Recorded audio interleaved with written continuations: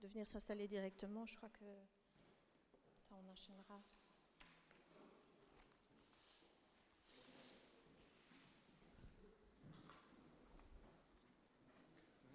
Donc Pascal Simons, voilà.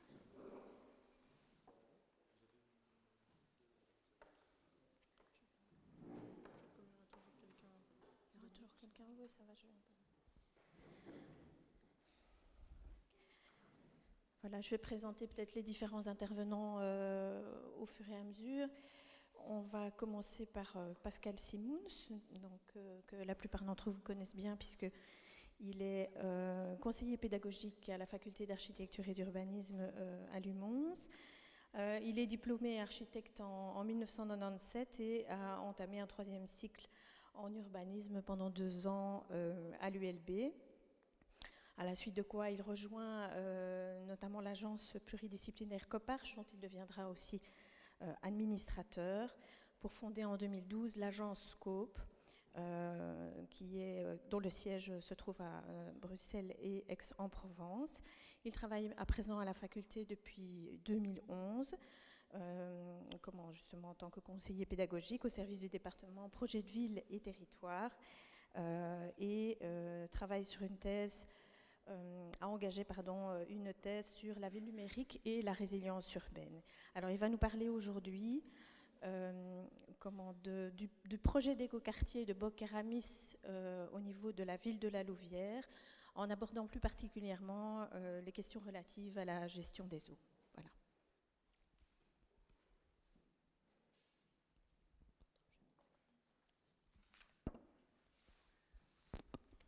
Merci. Merci Lisa. Tout d'abord, 2 préambules. Voilà, on a le PowerPoint. Le premier, c'est que ce projet avait déjà été présenté dans le cadre d'une première conférence à l'Université de Mons. Et donc, j'ai préféré ne pas trop m'attarder sur ce qui avait déjà été expliqué sans pour autant délaisser ceux qui n'avaient pas encore vu la présentation du projet BOC. Mais je me suis attaché aujourd'hui plutôt à vous présenter la logique et la méthode avec laquelle on a travaillé en tant qu'auteur de projet sur les aspects de résilience et particulièrement liés à l'eau, ce qui est à propos par rapport à ce qui vient d'être présenté. Par ailleurs, dans cette logique de projet, je remercie notre doyen Vincent parce que quand il a parlé de Barcelone et de la logique systémique à l'échelle du quartier et les interactions avec les différents éléments, on est en plein dedans. Et la deuxième chose sur la question de la ville poreuse, avec Seki et Vigano, où intuitivement, je dirais, on a fait ce même travail en 2008, puisque c'est l'époque à laquelle on a gagné ce concours. Alors, la présentation va s'organiser de la manière suivante.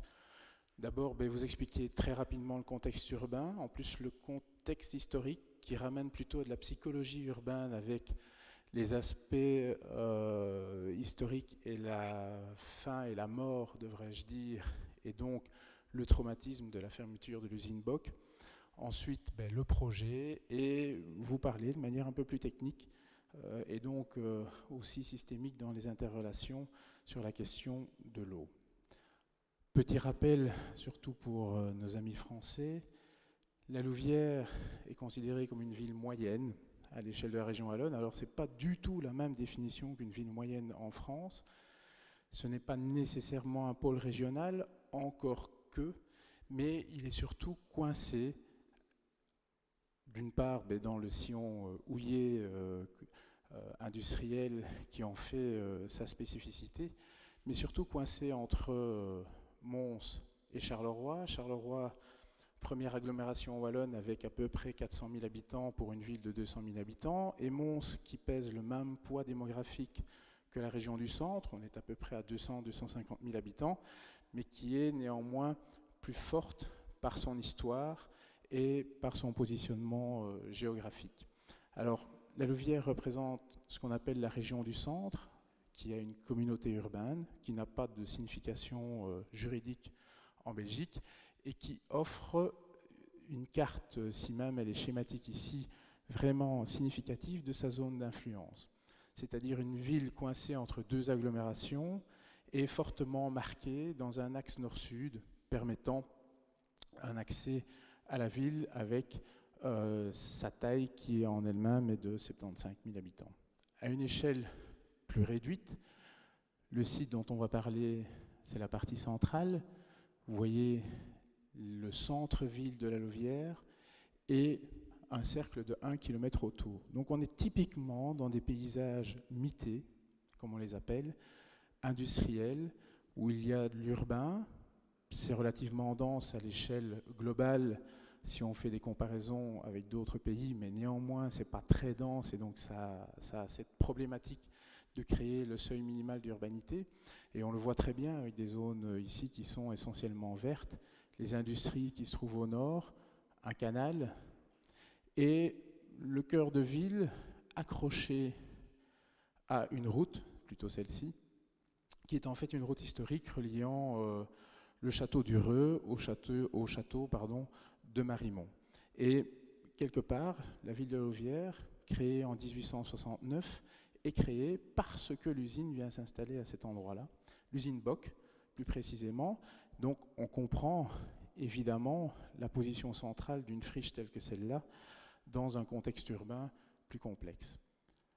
À une échelle rapprochée, l'usine, telle qu'elle était encore il y a à peu près 3 ans et demi, qui a été totalement démantelée maintenant. Vous verrez quelques photos des aménagements, mais c'est une friche industrielle située, si on parle des enjeux des friches à l'échelle urbaine, qui est située à un endroit qui est, à chaque fois que je vois cette image, je me dis c'est quand même relativement rare de se dire que la friche est adjacente à l'hôtel de ville, le théâtre, le centre commercial, la gare et la plus grosse infrastructure sportive de la région, au niveau en tout cas de piscine olympique et également en piscine de loisirs. Axé sur cette route dont je vous parlais, qui est l'axe le plus important de distribution de l'ensemble de la population dans la commune, et donc c'est une friche qui vaut de l'or. Résultat des courses, on en fait une partie en centre commercial. Bon, on y reviendra. Mais en tout état de cause, il y avait vraiment un enjeu d'urbanité sur ce territoire. Alors, à l'échelle de l'histoire, donc je vous ai parlé de Bock qui a fermé, c'est à peu près en même temps que l'arrivée du projet qui devait intégrer au départ une partie de l'usine et qui, entre-temps, quelques fossoyeurs industriels étaient passés et ont pris tout ce qui les intéressait et ont laissé la cinquantaine d'ouvriers qui restaient encore à l'époque sur le carreau. Aujourd'hui, l'usine Bock, ce n'est plus rien, il n'y a absolument plus rien. C'est juste un centre du design avec un trademark qui a été racheté par la région wallonne et par ailleurs, un musée des Fours-Bouteilles qui sera un musée qui est un peu dans le même style que celui-ci, mais quand même en beaucoup plus petit, et qui reprendra toutes les collections des céramiques qui appartiennent à la communauté française. Ce qui est certain, c'est que la fermeture de cette usine a été beaucoup plus problématique que simplement l'histoire d'une énième fermeture d'usine. Ça a été véritablement un traumatisme pour les habitants en se disant mais qu'est-ce qu'on va faire maintenant, même s'il n'y avait plus que 50 ouvriers. Donc dans l'absolu, on ne peut pas dire que l'impact sur l'emploi était majeur, mais ce traumatisme était bien réel et l'est toujours aujourd'hui. C'est-à-dire il manque un morceau de l'âme louviéroise avec la disparition de cette usine, sachant que les autres infrastructures dont je viens vous parler pour essayer de remémorer cette histoire et recréer quelques produits maintenant haut de gamme liés à la céramique n'ont pas encore été inaugurés et créés.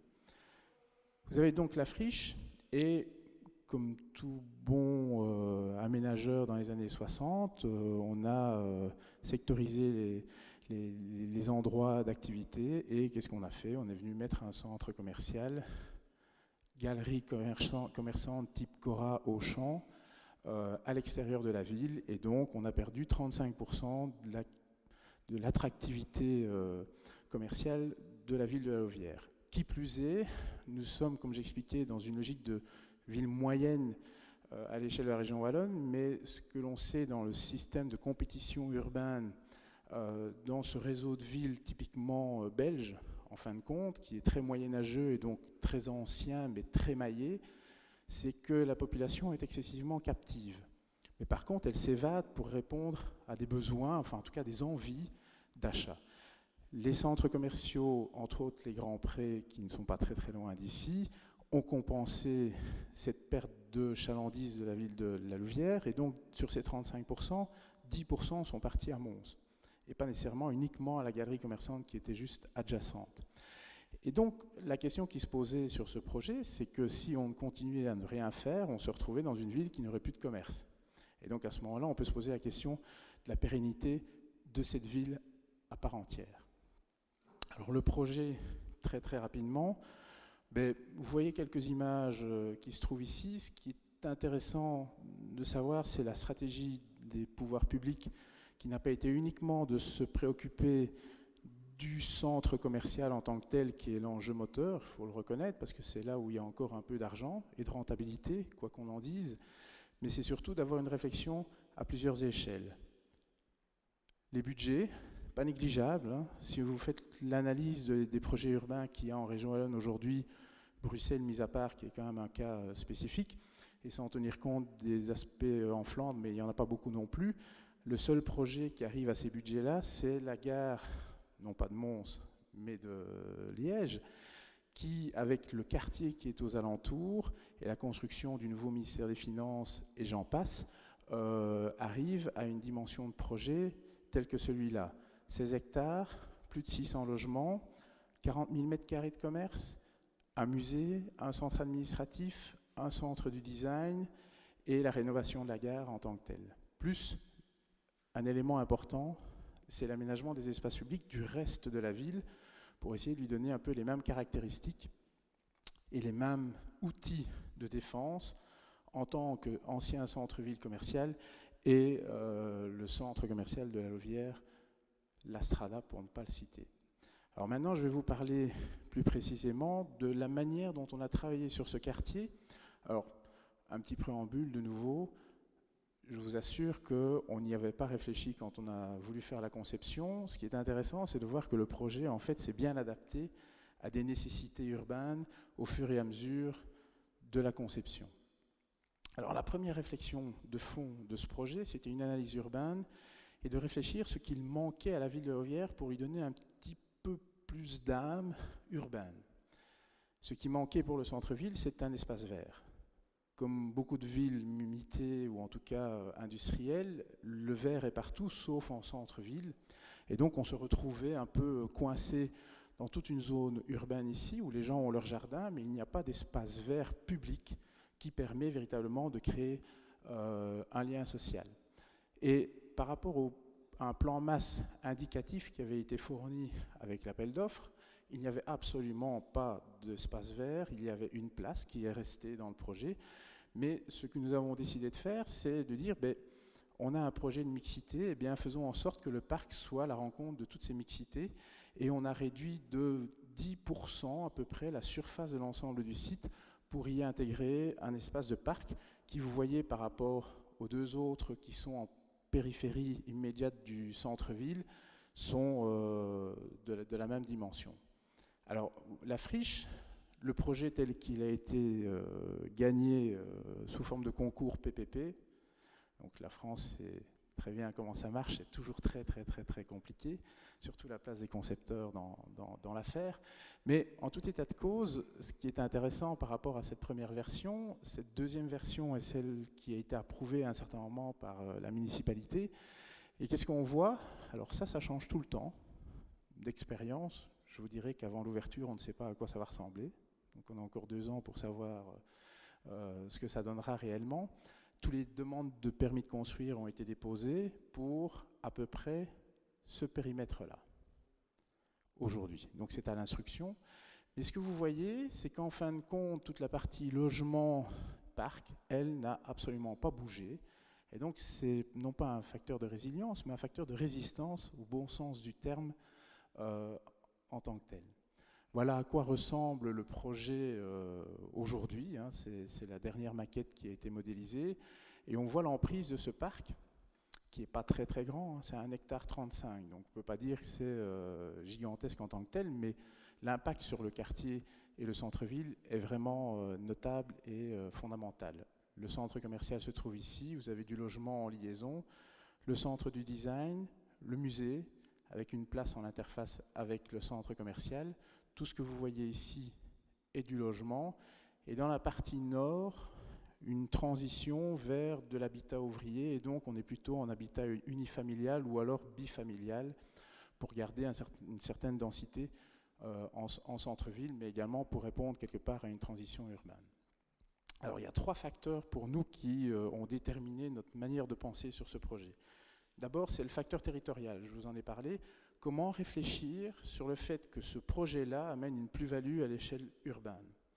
Et là, on rejoint quelque part Seki Vigano dans la question de porosité, c'était la liaison avec la gare, avec le centre-ville. L'usine était véritablement une frontière, et il fallait rendre perméable cette frontière par rapport à une nouvelle frontière qui est évidemment le centre commercial. Ce parc est cette perméabilité. La deuxième chose, c'est la question d'urbanité, et là on est plus dans l'aspect quelles sont les mesures qui ont été mises en accompagnement et de quelle manière nous les avons traitées. C'est l'aménagement de tous les espaces publics du centre-ville et du site BOC, en reprenant l'historique de la ville d'une part, et deuxièmement en ayant une charte qui permet d'avoir le même aménagement que l'on soit dans la vieille ville, entre guillemets, et le nouveau quartier. Et puis, la question technique, c'est de voir comment l'ensemble du projet a pu s'adapter aux contraintes qui sont apparues au fur et à mesure du projet, et qui a démontré, je m'en réjouis, que le projet a pu résister à toutes ces demandes nouvelles. Alors, voilà la dernière image en date du centre commercial, c'est la place en face du musée. Comme je vous le dis, je ne suis pas sûr que ce sera ça à la fin. On verra ce que donnera les négociations avec les fonctionnaires délégués, la ville et j'en passe. Et puis de toute façon, c'est quand même une façade de centre commercial, sauf erreur de ma part, c'est recyclable. Mais c'est néanmoins un programme important à l'échelle urbaine. Voilà l'ensemble de l'aménagement du centre-ville. Il y a un autre quartier qui en fait partie. À la localisation du Cartouche, c'est là où se trouve le centre commercial. Et donc, je pense que je l'avais exprimé la dernière fois, mais lorsque nous avions fait une réunion avec la population dans le cadre des enquêtes publiques, il était assez frappant que la population nous dise « Mais vous savez, c'est très joli, parce qu'on montre les images de synthèse des espaces publics, c'est très joli, mais chez nous, ça, on ne sait pas faire, c'est trop beau. » Donc vous comprenez, quand je parle de traumatisme, c'est un traumatisme qui est vraiment profond et social à l'échelle de l'ensemble de la population dans ce genre de cadre urbain. Et le côté, je dirais plutôt systémique et gestion de l'eau, vous avez donc le parc en chantier, le centre administratif de la commune, l'extension du théâtre, le musée. Et vous voyez ici le dessin du bassin. Nous n'avions absolument pas prévu au départ de mettre de l'eau dans ce parc. Mais c'est la nécessité de répondre aux attentes des techniciens qui nous a amené à faire en sorte que l'ensemble de cette surface, c'est-à-dire à peu près la moitié du parc, est inondable dans des cas de figure spécifiques. Et pour ne pas avoir uniquement l'eau quand c'est désagréable, l'objectif c'est que l'eau soit présente évidemment continuellement sur le site. Donc voilà les chiffres, c'est quand même assez contraignant. C'est divisé par 10, le rejet d'eau du site. Alors à quoi cela sert-il? Eh bien, la ville de Louvière, c'est un canal, mais c'est une vallée. Entre ce point et le point haut de la ville et le point bas, vous avez à peu près 25 mètres de dénivelé. Bon, c'est pas énorme. La coupe transversale qu'on peut faire ici, c'est 6 mètres de dénivelé. Et donc, l'objectif, en ayant tout cet espace-là qui est rénové, c'est de récupérer les eaux dans le nouveau quartier, qui laisse une certaine opportunité d'aménagement, et de pouvoir récupérer ces eaux dans le quartier, et de faire en sorte par la suite de pouvoir avoir beaucoup moins de problèmes d'inondation à ce qu'on appelle le quartier Pont-Capite, parce qu'à cet endroit-là, grosso modo, avant que les travaux ne soient mis en œuvre, alors c'est mitigé pour le moment parce qu'il n'y a rien de construit, donc c'est très perméable, mais néanmoins, tout a été pensé pour que même après les constructions, ça reste, je veux dire, un facteur de stockage. On avait à peu près 2 ou 3 inondations par an. Dès qu'il y avait un gros orage en été, c'était terminé, on ne savait plus traverser cette route qui est quand même l'axe principal de l'ensemble de la ville. Et aujourd'hui, depuis que les travaux d'aménagement de voirie ont été faits, il y a eu un problème, c'est cet été où il y a eu de gigantesques problèmes dans plein d'autres provinces de Wallonie. Et où, en gros, ce secteur-là n'a pas été bloqué, mais néanmoins, il valait mieux avoir un 4x4 puisqu'il y avait à peu près 20 ou 30 cm d'eau sur les voiries. Alors voilà un petit peu les chiffres. Ce qui est intéressant, c'est de voir l'évolution entre avant et après. On se trouve, vous avez vu les images de la friche, on n'y reviendra pas, 150 000 m² de plancher construits, et le nouveau quartier, c'est 205 000 m² construits, donc un facteur P sur S de 1,4 si on prend l'ensemble de la surface, et on monte jusqu'à 1,85 si on enlève le parc en tant que tel, ce qui est quand même, je dirais, un facteur de densité plus que important sur l'ensemble du site. Et ce qui est important de comprendre dans cette logique de système, c'est que je vous parle du parc, mais ce n'est pas que le parc. C'est l'ensemble des voiries qui ont été réaménagées, ou la manière dont on a mis en œuvre les petits pavés clinker, les aménagements d'espaces publics en règle générale ou les pierres bleues, font que sur des petits détails tels que la manière dont on les a posés, la manière dont on a les systèmes drainants et autres, on récupère déjà 35% de perméabilité en amont. Et ensuite, on a quelques petits éléments de bassin, de stockage complémentaires au bassin qui se trouve sur le parc. Et cela, c'est simplement une question d'hydrologie et de gravité, où à un certain moment, tout ne peut pas rentrer dans le parc et on doit s'organiser d'une autre manière. La partie nord du quartier intègre des nous, je vous ai parlé de logements unifamiliaux ou bifamiliaux, des petits immeubles à appartements. Eh bien, ces espaces-là ont des jardins, et ces jardins, on ne peut pas construire de garage ni quoi que ce soit, et est déjà prévu dans le réseau existant un ensemble de nous et autres. Et voilà à quoi ressemble le parc. Je dirais ça, c'était avant réception. Et vous voyez ici cette noue qu'on peut remplir sur à peu près la moitié du parc. Et donc on reste dans un aspect qui est purement paysager. Ce qu'on a constaté qui était intéressant, c'est que je vous parlais de perméabilité avant même que les travaux soient terminés, quand il y avait encore les grues et même pas les pavés posés. On voyait déjà les gens qui traversaient l'ensemble du chantier pour rejoindre la gare. Donc quelque part, on ne s'était pas trop trompé sur les maillages urbains. Et deuxièmement, eh bien, on a tous les enfants, les ados, parfois c'est pas tout à fait très clean ce qu'ils vont faire, mais soit. Mais on a véritablement une appropriation immédiate sur quelque chose qui est en fin de compte que de la pelouse. Hein. On a vraiment fait dans le simple, parce que les questions budgétaires n'auraient pas amené plus de possibilités, mais le résultat fait que c'est devenu un terrain de jeu.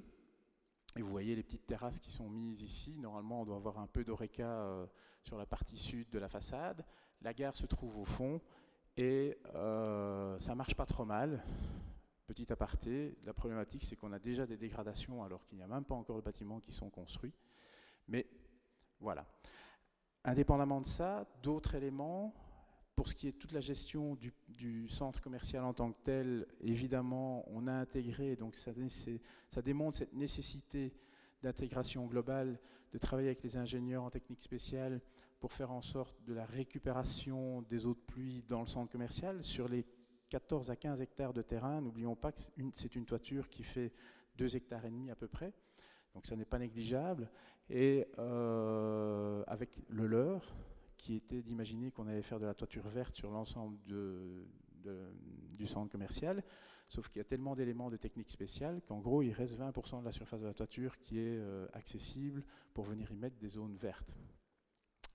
Mais néanmoins, on a réfléchi d'une autre manière et donc on a des citernes tampons. Donc c'est vraiment tout un système dans sa globalité qui a amené à avoir le résultat dont je vous parlais avec l'ensemble des pluies. Bien, je crois que j'ai tenu plus ou moins le timing.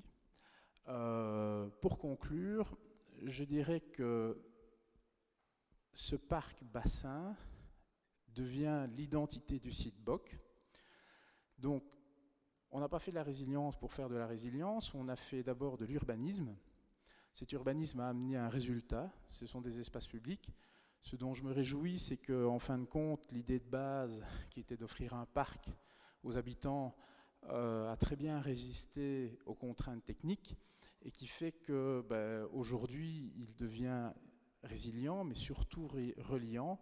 Et c'est toujours ce que je me dis sur un projet, c'est que on ne peut le prendre que dans sa globalité pour arriver à des résultats qui sont collatéraux. Et ici, c'est clairement le cas. On ne s'est pas vendu pour faire de la résilience. La résilience est venue après, dans la réflexion. Mais néanmoins, ce qui est bien, dans le cas présent en tout cas, c'est qu'on est arrivé à avoir un résultat probant, malgré les contraintes qui n'étaient pas connues au départ. Voilà, merci.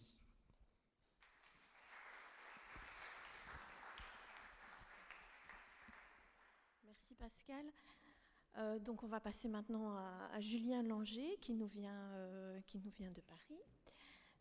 Il est géographe urbaniste, diplômé du magistère aménagement et urbanisme de Paris 1 Panthéon-Sorbonne. Il a également obtenu un DEA en théorie urbaine, également à Paris, à l'Institut français d'urbanisme. Après avoir travaillé en tant que chargé d'études dans différents bureaux, dont l'agence Paneret et Associés, il est devenu également consultant urbaniste au sein du cabinet ACT Consultant, et puis a fondé et est co-gérant de l'atelier Acte Urba. Il travaille notamment sur les approches environnementales de l'urbanisme, la définition stratégique des villes et territoires durables, et intervient également dans les aspects de montage opérationnel. Alors, il va nous parler aujourd'hui du projet d'éco-campus de l'Université de Reims et mettre en exergue, on va dire, les principes de conception résiliente.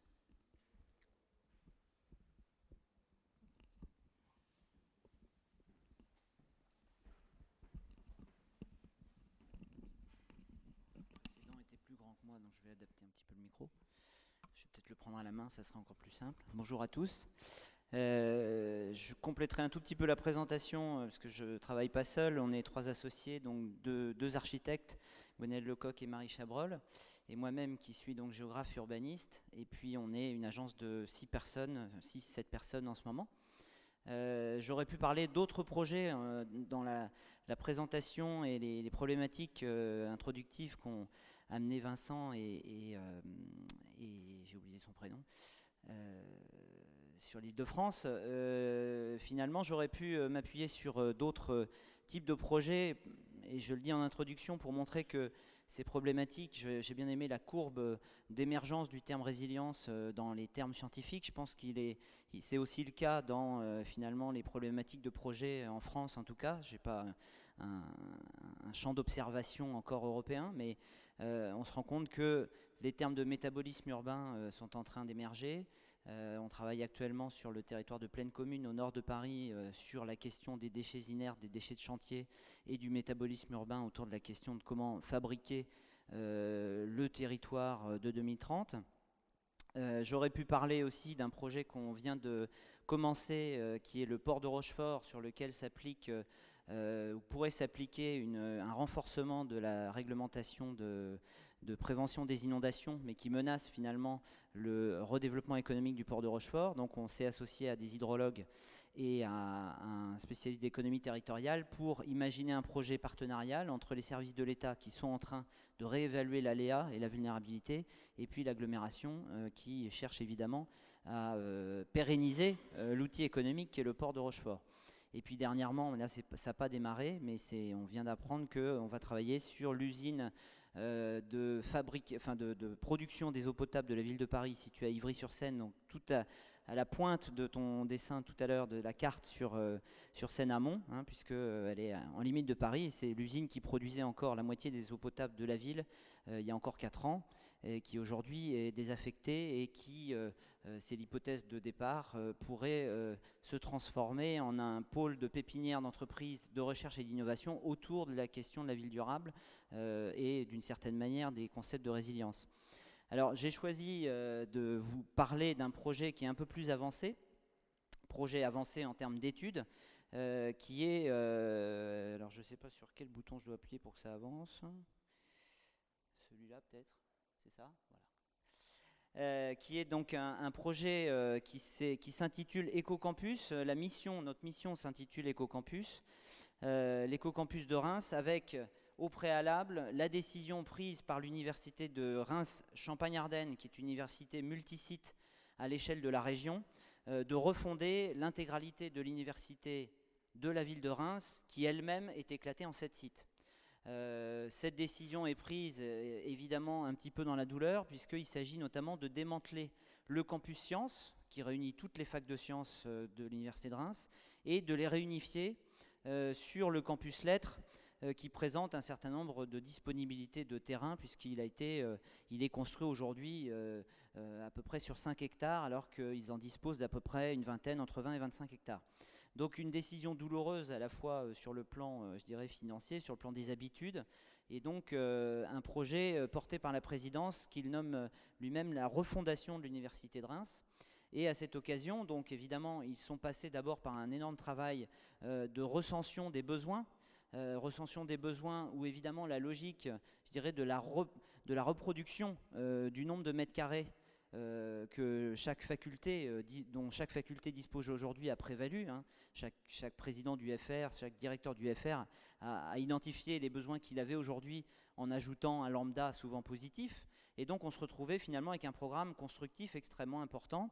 Et le ministère de la Recherche et de l'Enseignement supérieur leur a signifié qu'il s'agissait aujourd'hui de faire des campus beaucoup plus allégés en termes de surface de bâtiments, de surface d'espace à entretenir, et donc d'entrer dans une logique véritablement d'invention du campus du XXIe siècle. Tout ça d'ailleurs, je dirais, conditionnera leur obtention des prêts immobiliers, des prêts pour l'investissement sur ce campus. Donc il y a un enjeu très fort à démontrer en fait que ce futur campus sera durable, sera résilient. Alors je vais essayer de finalement non pas donner une définition, mais plutôt sur la fin discuter un peu de ce terme dans le cas précis de ce projet d'éco-campus. Et auparavant, vous montrer un petit peu quels sont les enjeux, le site face à cette programmation universitaire et les difficultés évidemment auxquelles on est confronté, mais aussi, je dirais, les perspectives couvrent finalement ce caractère singulier, presque exceptionnel, de la décision de refonder l'université et d'en faire un éco-campus. Donc la première chose à dire, et je reviendrai peut-être un petit peu sur cette question, c'est que c'est un projet partenarial. Cette université n'a pas les moyens seule de réaliser ce projet, donc elle est en partenariat avec la région Champagne-Ardenne, avec les services de l'État, puisque les universités sont encore en partie liées au rectorat et à l'État, le département de la Marne, la ville de Reims, l'agglomération de Reims, etc. Et la Caisse des dépôts, qui est un outil financier. Je crois qu'il y a l'équivalent en Belgique. Notre mission, elle est composée de trois éléments. Alors là, il faut que je trouve le pointeur. C'est pas ça. C'est peut-être celui-là. Non, c'est pas celui-là. Il y avait un pointeur, non? Au milieu. Fantastique. Il y a 3 missions en une que je coordonne. On est trois équipes associées. Nous sommes principalement concernés par la conception de l'éco-campus. Mais il y a aussi une démarche de plan vert qui s'assimile en fait à un agenda 21 qui est conduit par une équipe avec laquelle on s'est associé et qui consiste en fait à travailler à la façon dont les utilisateurs sont associés à ce projet et la manière dont ils vont entrer de manière primordiale dans sa mise en œuvre, puis dans son fonctionnement. Et le troisième élément, c'est un travail sur le plan d'optimisation énergétique des bâtiments, puisqu'il y a quand même un certain nombre de bâtiments qui vont rester pérennes, qui vont être maintenus et réhabilités pour continuer de fonctionner. Alors les grands enjeux qui avaient été posés par l'université étaient multiples, je ne vais pas m'attarder dessus, et vous imaginez bien qu'ils avaient un caractère multiple à la fois sur comment fonctionnera notre université, donc des enjeux et des préoccupations liés à la programmation de ces bâtiments, à l'organisation de la recherche, à la notion d'interdisciplinarité, etc. Des enjeux de fonctionnement et de qualité de vie du futur campus, comment on s'y rendra, comment on s'y déplacera à l'intérieur de ce campus, quelle sera la part de la biodiversité, des espaces naturels, des espaces verts, quels seront également les liens qu'entretiendra ce campus, comment il se tissera, il se greffera sur la ville. Vous allez voir que dans le contexte urbain, ce site est déjà finalement relativement urbain, puisqu'il est à proximité d'un certain nombre de quartiers, il n'est pas très loin de la nouvelle gare TGV de Reims. Alors voilà aujourd'hui un petit peu une première photo et un premier développement que je voudrais faire pour vous montrer et vous rendre sensible un petit peu le site. J'ouvre une petite parenthèse sur, j'ai bien aimé aussi la question art ou science, c'est évidemment art et science. Quelle est la part de l'art dans nos métiers, quelle est la part de la science? Je ressens en ce moment en France une prévalence, une montée en puissance de la science, puisque les écoquartiers, les écocités, les smart cities sont effectivement demandent de l'ingénierie, sont aujourd'hui des produits même marketés par un certain nombre de grandes entreprises du bâtiment, de l'aménagement, et on a finalement une prédominance aujourd'hui plutôt du côté scientifique. Et on a même des cas de figure, des entreprises qui proposent finalement d'automatiser la conception de la ville. C'est là que je pense qu'il faudra que le balancier reparte dans l'autre sens et que l'art de la conception et l'art de fabriquer la ville redeviennent aussi forts que celui de la science. Mais force est de constater qu'aujourd'hui on a besoin des deux. Alors là, je dirais que c'est un petit peu le côté artistique presque de ce site, puisque vous le voyez, on est en balcon sur la montagne de Reims qui est à l'autre bout. La ligne d'horizon, c'est la montagne de Reims, et la montagne de Reims, c'est Épernay, et Épernay, c'est le Champagne. Voilà, donc on a vue sur le massif champenois, et on est dans une certaine forme de confin de la ville de Reims, qui est derrière nous, par rapport au point de vue de cette photo. La cathédrale est à environ 4 km à vol d'oiseau, à environ 15 minutes en tramway. On a donc un site qui est dans une position relativement exceptionnelle. On a déjà du patrimoine bâti et une image très forte à travers ce bâtiment des Corolles, que certains d'entre vous connaissent peut-être, parce qu'effectivement, j'ai oublié malheureusement le nom de l'architecte, mais construit en 1973. Ce bâtiment, il est emblématique, c'est celui qui fournit même le logo de l'université, etc. Ce sont bien entendu aujourd'hui des amphis. Il a été réhabilité pour 8 millions d'euros récemment. Son devenir n'est donc plus en question, il est bien conservé par l'université. Et puis à l'opposé, on a des bâtiments qui sont des Algeco, qui sont des modulaires, qui ont été construits au moment où l'université finalement était en train littéralement de s'effondrer, à peu près en 2005. L'université de Reims, pour diverses raisons, notamment les Corolles présentaient des signes d'affaissement, etc., ont été même étayés. Et puis d'autres bâtiments qui présentaient des désordres importants alors qu'ils avaient été construits il y a 20 ou 25 ans. On se rend compte aussi, j'ouvre une deuxième parenthèse, que l'architecture moderne ou contemporaine a du mal quand même à passer les âges. Et je crois que c'est un vrai questionnement aussi sur la manière de construire et la mise en œuvre des matériaux. Et du coup, ça fait à peu près une dizaine d'années que la moitié des étudiants de l'Université de Lettres finalement étudient dans ces modulaires. Et ce qui est intéressant, il faut toujours écouter les retours d'usage. Les usagers de ces modulaires ne s'en plaignent pas plus que ça. Ils sont même plutôt, ils préfèrent même ces salles que certaines autres dans les bâtiments dits en dur et qui sont actuellement sur le campus. Voilà, donc évidemment, ce n'est pas non plus le devenir que l'on promet à l'université que d'être uniquement du modulaire, mais ça nous a interrogés aussi sur la manière de concevoir peut-être, à l'opposé d'un urbanisme et d'une architecture générique, que tu disqualifiais et à raison dans ce qui n'est pas résilient, la combinaison entre plusieurs manières de concevoir, et peut-être notamment parce qu'une des questions qui nous est posée, c'est comment un campus peut-il être évolutif ? Comment on va pouvoir l'adapter à la fois à des aspects, je dirais, quantitatifs. L'université française, elle est gratuite, elle accueille beaucoup de monde. C'est la massification de l'enseignement supérieur. Comment s'adapter à des sursauts ou des diminutions d'effectifs, d'une part, et puis deuxièmement, comment s'adapter à ce qui est en train de se transformer de façon extrêmement vive, qui sont les modes d'enseignement. Les modes de transmission des savoirs, on parle même d'enseignement inversé. Je ne sais pas si vous pratiquez ça déjà ici à Mons, mais l'enseignant n'est plus dans cette position un petit peu, je dirais, dominante d'hier. Donc la question effectivement de concevoir un campus qui puisse être évolutif nous a été aussi suggéré par ce que l'université a déjà vécu en termes de résilience, puisque vous sentez bien qu'elle a failli quelque part s'effondrer littéralement en tant qu'institution parce que ces bâtiments tendaient à s'effondrer eux-mêmes. Alors, en essayant de comprendre un peu cette notion de résilience que je maîtrise assez peu sur le plan conceptuel, on trouve assez rapidement une phrase de Nietzsche qui dit « Tout ce qui ne tue pas rend plus fort ». Alors effectivement, l'université de Reims n'est pas morte et elle a rebondi d'une certaine manière. On parle beaucoup de rebond aussi en résilience. Elle a rebondi à travers ce projet stratégique. Alors vous voyez qu'on a aujourd'hui des grandes disponibilités, mais on a aussi des espaces qu'il faut un peu analyser. Est-ce que ce sont des prairies avec des espèces intéressantes? Est-ce qu'il s'agit simplement de pelouses? Comment on va réutiliser peut-être les cheminements existants? Vous avez là le bâtiment de la bibliothèque, qui est le deuxième bâtiment emblématique existant d'ores et déjà sur le site.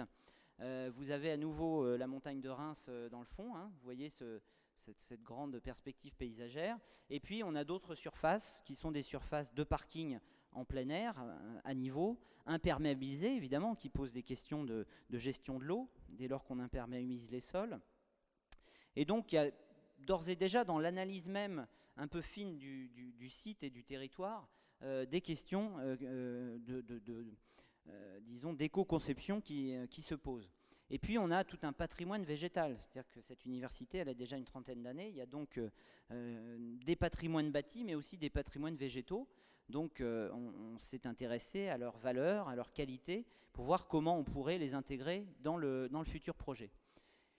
Et puis là c'est pour montrer un petit peu une diversité d'ambiance. Vous voyez qu'on a au cœur de l'université aujourd'hui une sorte de terrain vague qui a une certaine poésie, hein, là c'est l'art encore qui parle, mais qui est aussi évidemment un potentiel de développement du cœur de l'université. Et puis vous avez ici un élément très important, nouveau.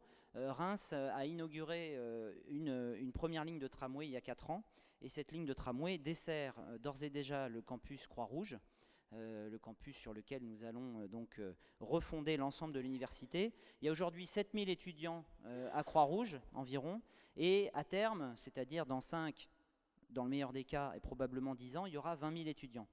D'ores et déjà, le tramway est saturé à l'heure de pointe du matin. Ce qui veut dire que d'ores et déjà, les modes de déplacement sont requestionnés par la refondation de l'université et la densité du site.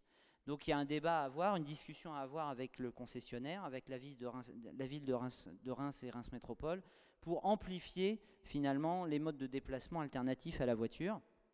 Et puis vous le voyez, il y a quelques étudiants courageux et valeureux qui prennent leur vélo, mais il y a 3 points d'attache pour un campus de 7000 étudiants. Je les ai recensés, ils sont là. Il y a 3 points d'attache et il y a 3 vélos au point d'attache, ce qui veut dire qu'on est à 100% d'usage du potentiel du site de Croix-Rouge. Alors le vice-président, je file la métaphore du vélo, a acheté il y a 2 ans 40 vélos qui sont disponibles pour tout usager de l'université. Il a amplifié ce mouvement en faisant acheter 200 vélos, et nous lui annonçons pour finalement, on pourrait dire, faire un campus résilient, qu'il faut qu'il en mette à disposition 2000 le plus rapidement possible. Donc c'est pour indiquer un petit peu l'échelle, le gap que constitue finalement ce projet. Et l'intérêt finalement, je pense, de travailler avec des universitaires, c'est qu'ils sont extrêmement ouverts, même quand ils sont vice-présidents de l'université. Donc il nous a dit 2000 vélos, banco, pas de problème, quand vous voulez. Bon, c'est pas ce qui coûte le plus cher, effectivement. Mais en tout cas, en termes d'effet levier sur les usages et les usagers, c'est extrêmement intéressant. Voilà, pour illustrer un petit peu la question des mobilités.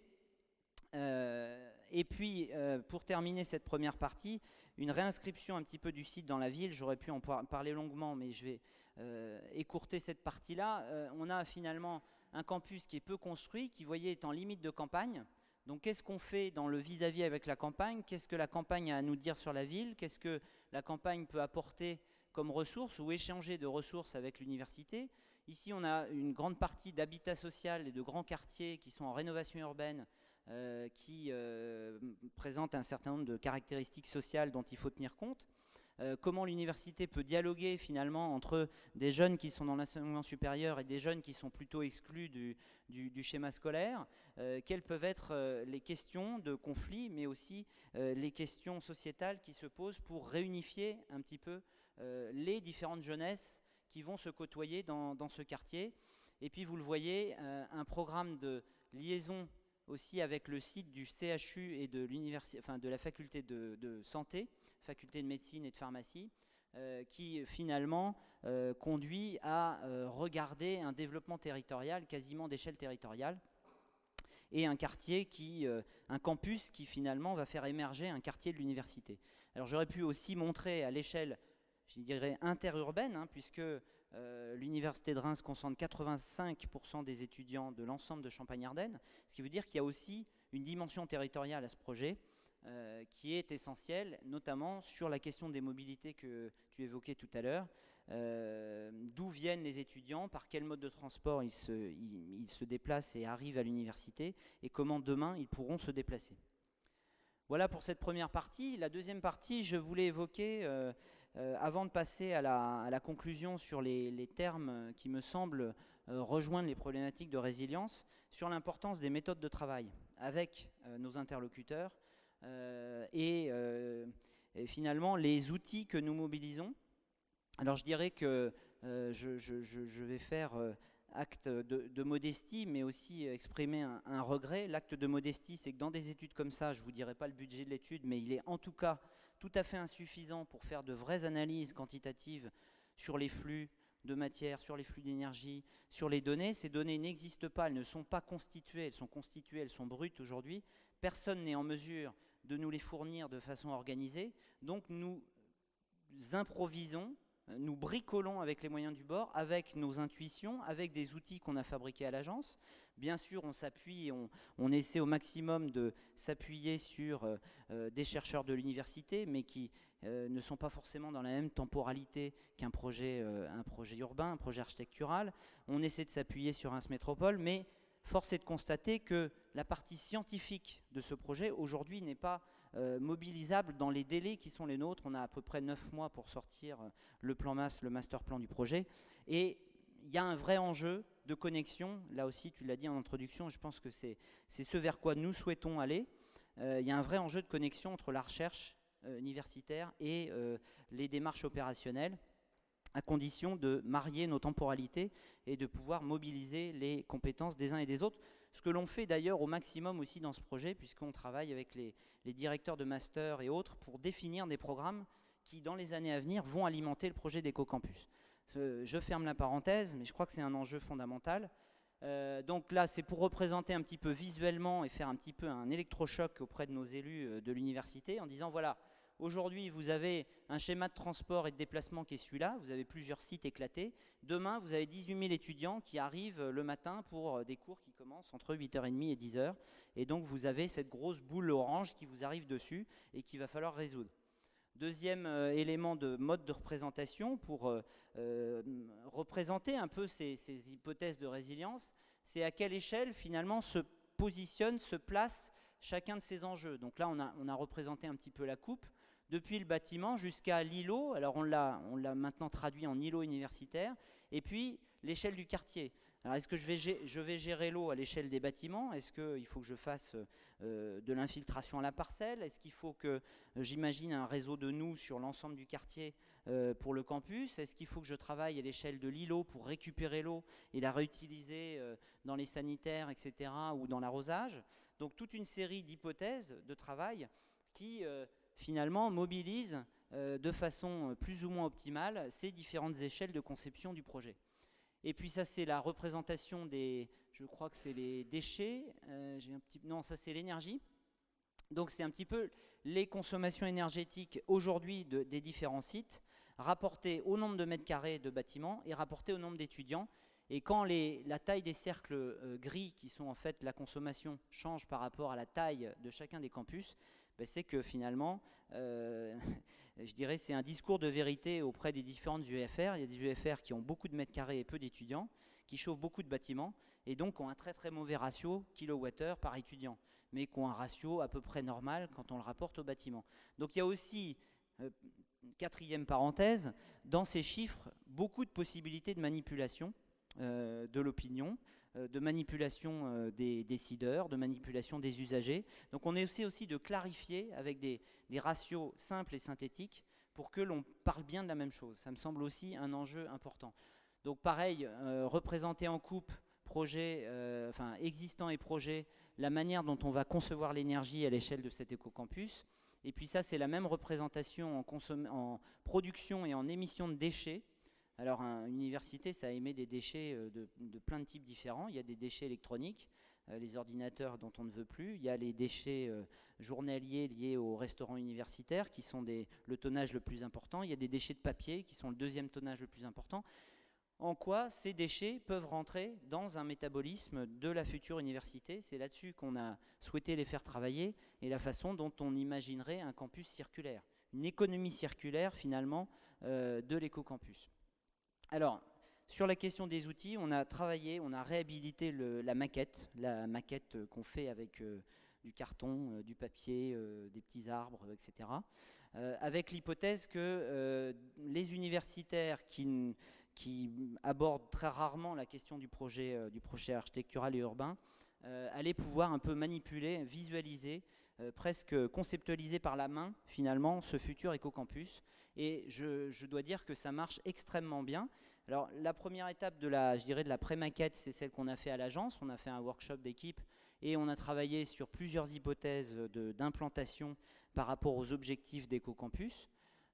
Et puis on en a sorti 3 scénarios qu'on a présentés en septembre à plusieurs instances au sein de l'université, y compris au vice-président et à la présidence, pour les faire réfléchir, non pas choisir un scénario, mais les faire réfléchir aux avantages, aux inconvénients, aux qualités qu'ils voyaient à chacun de ces scénarios. Et puis récemment, on a fait cette fois la maquette de l'avant-projet, qui est ici, et on les a fait travailler autour de cette maquette. Après leur avoir présenté les grandes lignes, les grandes orientations du projet, on les a fait travailler, cette maquette. Alors, cette maquette, elle est à 3 échelles. Il y a les parties de l'environnement urbain du futur campus, qui sont détachables. Au milieu, il y a les 25 hectares de l'URCA. Sur la photo précédente, celle-ci, vous avez ici une plaque, vous voyez une limite ici qui s'enlève, hein, et on y a substitué donc la maquette de projet, mais cette maquette de projet a encore des poupées gigognes, puisque chacun des îlots universitaires est amovible, peut se déplacer sur le plan, et on les a donc fait travailler autour de comment travailler l'interdisciplinarité, quelles sont les disciplines qu'il faut rapprocher les unes des autres, comment rapprocher les masters de la recherche, est-ce que l'on peut mutualiser certaines fonctions, etc. Puisque l'enjeu de la mutualisation, notamment, est extrêmement fort pour limiter le nombre de mètres carrés et éviter d'avoir un patrimoine surdimensionné à gérer. Donc vous les voyez un peu au travail, Gilles Bayat, le président de l'université, et les vice-présidents, et puis ça ce sont les 2 vice-présidents à la vie étudiante qui sont en train de travailler à la pause entre 2 sessions de travail, qui continuent de travailler sur la maquette. Voilà un petit peu l'état actuel de la définition des îlots, et je vais rentrer un petit peu, si je ne sais pas combien de temps il me reste. 2 minutes. Bon, alors je vais parler de résilience sur la fin, je vais essayer d'être synthétique. Ce qu'on a voulu préserver dans ce projet, d'une part, c'est qu'on a des voies qui vont longer le campus, qui vont faire en sorte que l'on va pouvoir se débarrasser de sa voiture à l'entrée du campus. Donc c'est un campus intégralement piéton et cyclable. La deuxième grande option de choix, c'est de maintenir cette grande percée, cette grande vue sur la campagne de Reims et de relier un parc existant, de faire traverser le campus par un parc sur lequel vont s'adresser un certain nombre de fonctions collectives, la maison des sciences, la halle technologique, la grande bibliothèque qui est au centre, la maison de l'étudiant, la maison du numérique. Et vous voyez, on dégage les corolles comme un bâtiment emblématique, mais qui va être aussi une place d'entrée de l'université. Et on va relier ici une partie qui va être productive pour le campus, c'est-à-dire qu'on a évalué à peu près 8 hectares les besoins en terres agricoles pour développer du maraîchage et des vergers, permettant de fournir à peu près 50% des besoins des 20 000 usagers du site en temps normal, donc en fruits et légumes. Donc on a une partie verger ici et une partie production agricole qui devrait se développer dans la plaine, dans une partie en zone humide, puisqu'il y a un petit ruisseau qui passe dans ce coin-là. Et puis les grands axes du projet qui viennent structurer en fait justement l'interdisciplinarité, le secteur de la présidence qui est ici. Alors, finalement, quelles conséquences en termes d'interrogation sur la résilience? Je vais être rapide. La première opportunité, je dirais, la chance qu'on a eue finalement, c'est qu'on est arrivé dans le processus de conception de cette stratégie, de ce grand campus, au moment où ils s'étaient déjà un petit peu chamaillés sur le nombre de mètres carrés à construire, sur l'aspect bâtiment, etc. Finalement, sur une vision classique de leur future université, et où ils s'interrogeaient, puisque le ministère les interrogeait, sur ce qu'on pouvait mettre de développement durable là-dedans. Bon. Et donc, l'intérêt d'arriver avec cette commande d'un programme environnemental, ça a été de réinterroger profondément leur projet universitaire, mais de le réinterroger positivement, en disant qu'est-ce qui va faire la qualité de vie sur ce campus, qu'est-ce qui va faire l'économie de projet de ce campus, qu'est-ce qui va faire l'économie de la maintenance de ce futur campus que vous avez à gérer, que vous aurez à gérer dans les années à venir, sur l'énergie, sur l'eau, sur la question des approvisionnements, de l'alimentation, de la production de déchets, etc. Et il faut bien reconnaître que, à la différence un peu de nos maîtres d'ouvrage villes et agglomérations sur d'autres projets urbains, on a une espèce de degré d'ouverture intellectuelle qui est absolument prodigieux dans les universités. Donc là, je pense qu'on va abandonner le travail du projet urbain avec les villes, on va se consacrer uniquement aux universités. Le petit défaut, c'est qu'effectivement, ils ont le temps, et que donc ils ne sont pas forcément dans le temps du projet. Ils ont l'impression que finalement, ils sont éternels. Donc ça, c'est l'autre aspect, le revers de la médaille, c'est qu'il faut un petit peu accélérer les choses. Et puis, finalement, la synthèse de tout ça, c'est d'avoir cette approche un petit peu systémique, écosystémique du projet. Mais vous le voyez, c'est un site qui a des acteurs qui sont déjà mobilisés, une dimension d'agglomération qui est très nette dans l'implantation du campus, un projet qui peut être aussi inclusif sur le plan social, donc entre étudiants de milieux différents, entre des jeunes du quartier et de l'université, un site qui est entre la ville et la campagne, donc qui interroge les nouvelles relations à tisser entre les villes et les franges campagnards du rural de la ville, pour finalement aborder ces thématiques environnementales.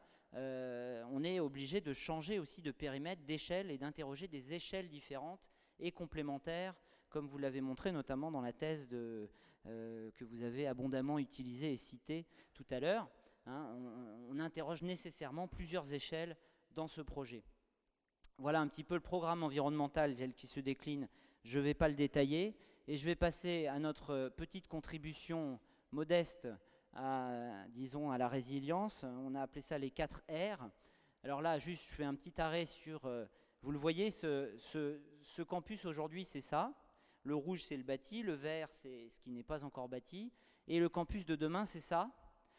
Les îlots sont en violet. À l'intérieur des îlots, il y a encore un coefficient de pleine terre de 40%. Donc dans chacun de ces îlots, on garde 40% de non bâtis. Ce qui fait qu'au total, on ne construit que 6 hectares sur les 25 pour réaliser 100 000 m² de chaunes en montant à R+3. C'est-à-dire qu'on a un projet qui est très compact, qui en même temps ne crée pas de surhauteur ou de bâtiments difficiles à gérer, et qui, du fait de l'intensité, moi j'aime bien le terme intensité aussi, cette compacité, elle crée de l'intensité, et donc elle va créer de la rencontre, ce qui est, j'allais dire, presque le premier élément que nous a commandé l'université. C'est aujourd'hui on est sur 7 sites éclatés, on ne se connaît pas, on ne se rencontre pas, la cafétéria est lamentable et est à l'autre bout du campus. On veut se connaître, on veut se rencontrer, on veut travailler ensemble, on veut créer des projets interdisciplinaires en matière de recherche. Donc la première chose à faire, ils ont encore un peu de mal, parce que chaque UFR aujourd'hui c'est un bâtiment, chacun a ses moyens généraux pour gérer ses espaces verts autour. Ils vont donc quitter une gouvernance qui était, chacun était un petit chef au sein de l'université, et passer à un projet global dont ils vont être finalement porteurs tous ensemble. Donc c'est évidemment un petit peu difficile de quitter cette position, je dirais, où chacun a un peu de pouvoir pour finalement travailler à cette échelle-là. Alors il y a tout un travail sur les cœurs d'îlots, sur la façon de les végétaliser, sur la façon de travailler la géothermie d'une part, de travailler la gestion de l'eau. Alors la résilience, nous là, dans ce projet, il nous semble qu'on peut en retenir 4 idées. D'une part, c'est redimensionner, travailler des échelles différentes et concevoir des choses à de nouvelles échelles, massifier certaines choses et en alléger d'autres. Donc c'est être dans la différenciation, dans une certaine forme de différenciation. Il y a des bâtiments qui nécessitent du high-tech, qui nécessitent plus de sécurité, les laboratoires de recherche en physique ou en chimie. Il y en a d'autres qui sont des bâtiments qui peuvent être génériques, qui peuvent quasiment être du modulaire. Alors aujourd'hui, on a du mal à leur parler encore de modulaire parce que c'est encore un petit peu douloureux pour eux. Ils se disent que c'est presque le constat de l'échec, mais je pense qu'on va quand même y arriver parce qu'ils vont comprendre la logique.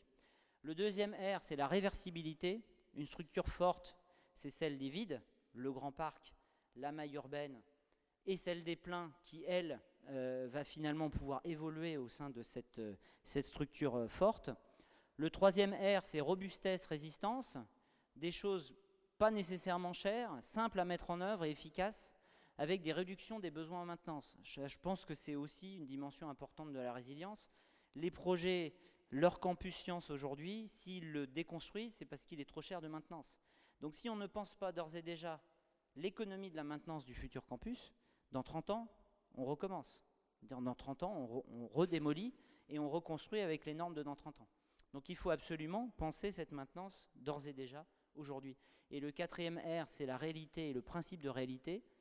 Et dans ce projet, il faut se poser, pour chaque intervention, de quoi j'ai besoin. Et pas nécessairement aboutir, finalement, à produire des choses qui sont superflues. Ce qui ne veut pas dire qu'il ne faut pas produire du beau, de l'agréable ou de la qualité d'espace, mais on peut produire relativement modestement certaines parties du campus. Donc je ne vais pas rentrer dans le détail de chacun de ces termes, mais dans le cas de l'URCA, le redimensionnement, c'est sûr que sur la question des déplacements, on a des redimensionnements, et le fait de proposer 2500 vélos, c'est un redimensionnement. La robustesse et la résistance, il y a une partie du campus qui est desservie par un réseau de chaleur.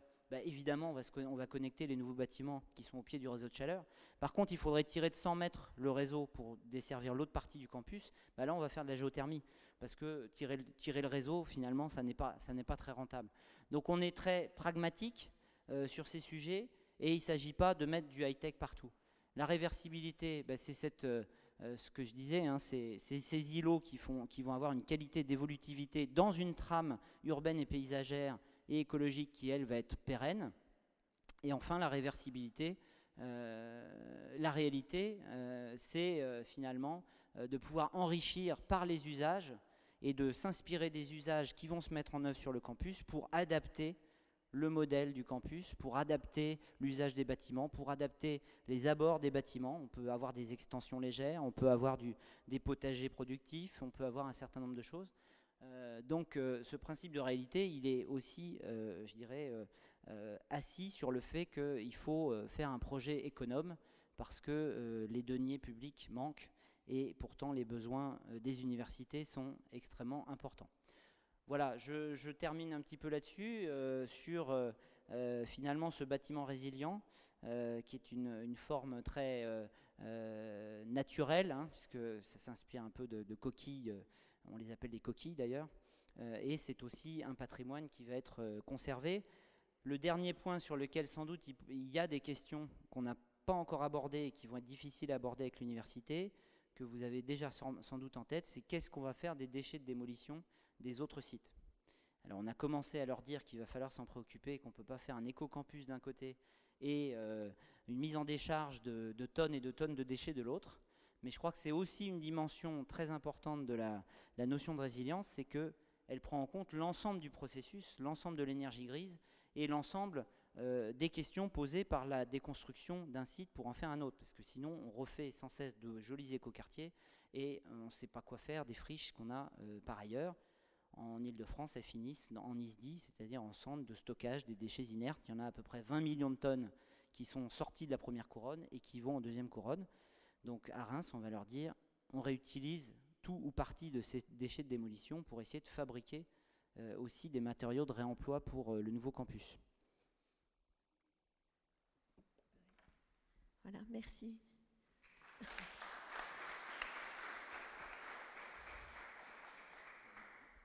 On a pris encore un petit peu plus de retard, mais c'est pas très grave.